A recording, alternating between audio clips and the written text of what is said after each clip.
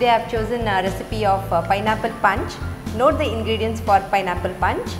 Half cup pineapple pieces, half cup coconut milk chilled, 1 tablespoon condensed milk, 1 tablespoon sugar and few ice cubes. So we have taken half cup of pineapple cubes along with half cup of chilled water. Okay. So we are blending pineapple pieces with coconut milk.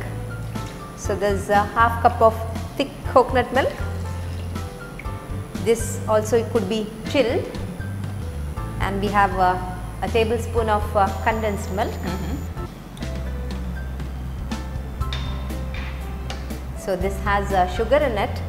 So while adding sugar, we can just a tablespoon or so,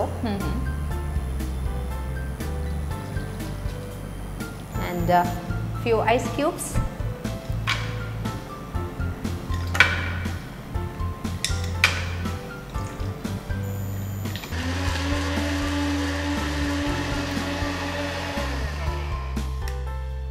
So very simple as well as tasty, and if you want still to make it chilled, serve it with the ice cubes.